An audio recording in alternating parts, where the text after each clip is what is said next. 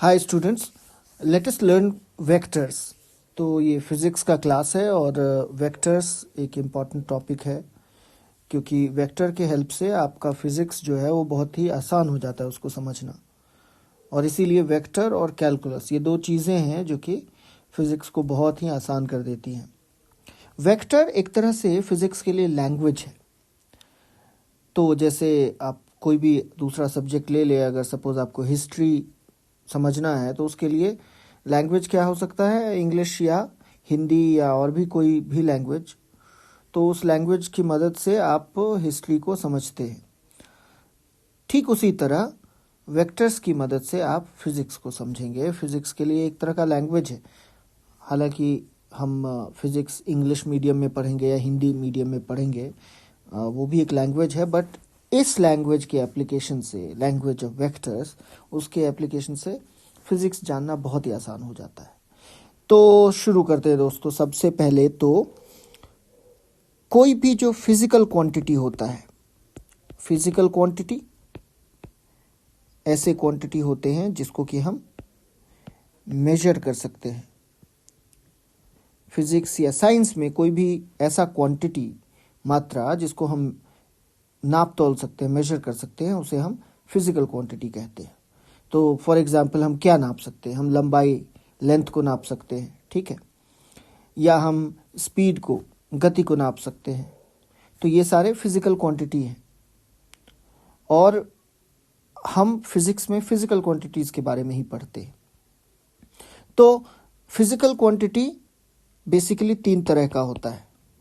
एक होता है वेक्टर्स, फिर होता है स्केलर्स और थर्ड है टेंसर्स।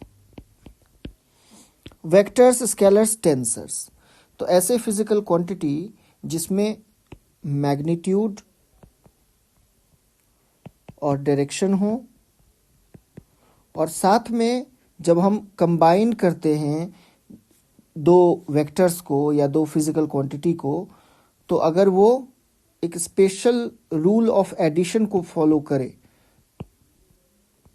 रूल ऑफ एडिशन को फॉलो करे, ये नॉर्मल रूल ऑफ एडिशन नहीं है जो कि हमने 2 + 2 किया तो 4 हो गया। ये एक अलग सा एक स्पेसिफिक रूल ऑफ एडिशन है। उसका एक एग्जांपल है ट्रायंगल रूल ऑफ एडिशन, जो कि आप अपने कोर्स में पढ़ेंगे भी। तो ये तीनों चीज़ें जब होंगी तो उस क्वांटिटी को, उस फिजिकल क्वांटिटी को हम वेक्टर्स बोलेंगे। अगर इसमें सिर्फ मैग्नीट्यूड होगा और डायरेक्शन होगा, अगर इसमें सिर्फ मैग्नीट्यूड होगा तो हम उसको स्केलर्स बोलेंगे। जैसे कि डिस्टेंस में मैग्नीट्यूड है लेकिन कोई डायरेक्शन नहीं होता किस तरफ। वेक्टर्स का एग्जाम्पल ले सकते हैं। वेक्टर्स का एग्जाम्पल हो सकता है हमारे पास हाइट भी एक तरह का लेंथ है।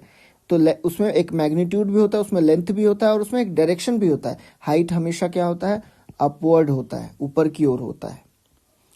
तो और दूसरा हो सकता है आपका वेलोसिटी देखें तो speed in specific direction, speed in a particular direction, ठीक है। तो यहां पे भी डायरेक्शन की बात हो गई।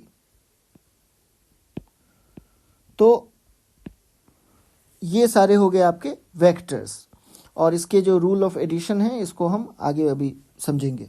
फिर आता है टेंसर्स में क्या होता है कि इसमें मैग्नीट्यूड होता है, ठीक है, डायरेक्शन भी होता है, लेकिन यहाँ पे रूल ऑफ एडिशन की ज़रूरत नहीं होती।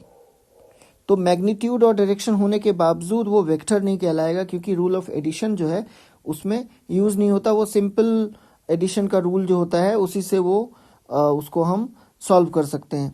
सपोज हमारे पास एग्जांपल है इलेक्ट्रिक करंट में क्या होता है कि करंट में एक डायरेक्शन भी होता है, एक निश्चित दिशा में वो पास करती है, और उसमें मैग्नीट्यूड भी होता है, मात्रा भी होता है, बट हमें स्पेशल रूल ऑफ एडिशन की ज़रूरत नहीं होती। दैट्स वाई इसको ये टेंसर्स की कैटेगरी में आता है। तो यही 3 कैटेगरी है, इसको आप समझ लो। तो अब हम बात करते हैं थोड़ा सा वेक्टर्स के बारे में, क्योंकि वेक्टर ही इंपॉर्टेंट है मेन। स्केलर्स तो समझने के लिए आपने समझ लिया। वेक्टर्स में क्या होता है कि फिजिक्स में वेक्टर को हम डिनोट करते हैं किसी भी बोल्ड लेटर से। अगर ए लिख दिया बोल्ड में, बी लिख दिया बोल्ड में, और ये स्मॉल लेटर में नहीं कैपिटल लेटर में भी हो सकता है। अगर बोल्ड करके हमने लिख दिया तो ये हो गया आपका वेक्टर्स। दूसरा तरीका है वेक्टर को डिफाइन करने का, क्योंकि ये तो प्रिंट में बहुत आसान है बोल्ड करना, लेकिन अब हम लिखना चाहेंगे और बार बार ऐसे घसते रहेंगे कि भाई हमें वेक्टर लिखना है, तो ये बहुत क्लमजी सा हो जाएगा हमारे एग्ज़ाम के पेपर में या अपने नोटबुक में फेयर कर रहे हैं उस समय। तो उसके लिए हमारे पास आसान तरीका क्या है कि कोई भी लेटर ले लो और उसके ऊपर एक एरो हेड बना दो, एक एरो बना दो छोटा सा। तो ये भी वेक्टर को ही डिफाइन करता है, ये इससे आप वेक्टर को रिप्रेजेंट कर सकते हैं। तीसरा तरीका है कि भाई कोई भी लेटर लिखो, उसके नीचे एक वेवी सा ये लाइन डाल दो। तो आप इन 3 तरीके से वेक्टर्स को डिनोट कर सकते हैं। ओके, वेक्टर को अब हम ड्रॉ कैसे करते हैं, क्योंकि अगर सपोज हमने बात की वेक्टर का एक एग्जाम्पल है displacement. So displacement is the shortest distance in a particular direction. तो 2 पॉइंट के बीच में जो शॉर्टेस्ट डिस्टेंस होगा उसको हम डिस्प्लेसमेंट बोलते हैं।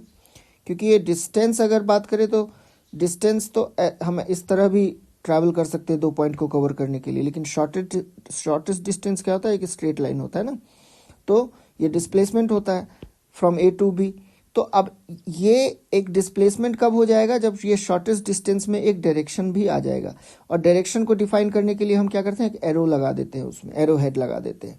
तो अगर हम अपने शीट पर नोटबुक पे अगर हम वेक्टर को रिप्रेजेंट करना चाहते हैं, अगर डायग्राम बनाना चाहते हैं वेक्टर की, तो हमें क्या करना पड़ेगा, हमें एक लाइन डालना होगा और साथ में एक एरो हेड लगाना पड़ेगा। तो भाई एरो हेड जो है, इसका एरो हेड को हम ये बोल सकते हैं कि arrow head is our, it represents direction. Arrow head direction बताता है। और ये जो पूरा का पूरा लेंथ है इसका, ये जो लेंथ है ये बताता है मैग्नीट्यूड। तो इसी तरह भाई वेक्टर को हम डिनोट कर लेते हैं। ओके, तो इसमें डायरेक्शन भी है और मैग्नीट्यूड भी है। ओके दोस्तों, अब हम बात करते हैं रूल ऑफ एडिशन की, और ये बहुत ही इंपॉर्टेंट है समझना, रूल ऑफ एडिशन, क्योंकि ये कंप्लीट करता है फिजिकल क्वांटिटी को कि वो एक वेक्टर है। अगर कोई भी physical quantity rule of addition को फॉलो करेगा उसके बाद ही वो वेक्टर कहलाएगा। मैग्नीट्यूड और डायरेक्शन तो होना ही चाहिए, साथ में रूल ऑफ एडिशन भी होना चाहिए, क्योंकि भाई टेंसर्स में भी मैग्नीट्यूड और डायरेक्शन होता है, लेकिन वो एक वेक्टर नहीं कहलाता।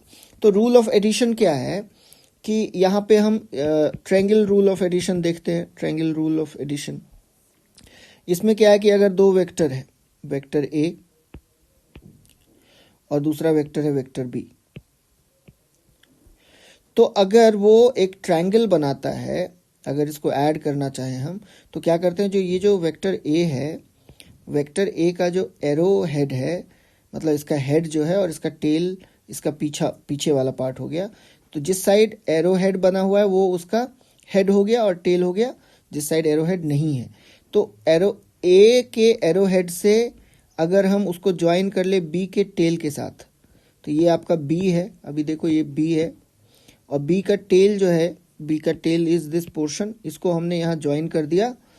तो उसके बाद जो रिजल्टेंट वेक्टर होगा, जब हम कंबाइन करते हैं इन दोनों वेक्टर को, रिजल्टेंट वेक्टर मतलब जब हम कंबाइन करते हैं 2 वेक्टर्स को, तो उसका रिजल्ट क्या आएगा, from the tail of vector A to the head of vector B, और ये होता है आपका रिजल्टेंट वेक्टर। इसको हम लिखते हैं vector A plus vector B. ये सिंपल एडिशन नहीं है, ये वेक्टर एडिशन कहलाता है, जिसको कि और हम डिटेल में आगे पढ़ेंगे।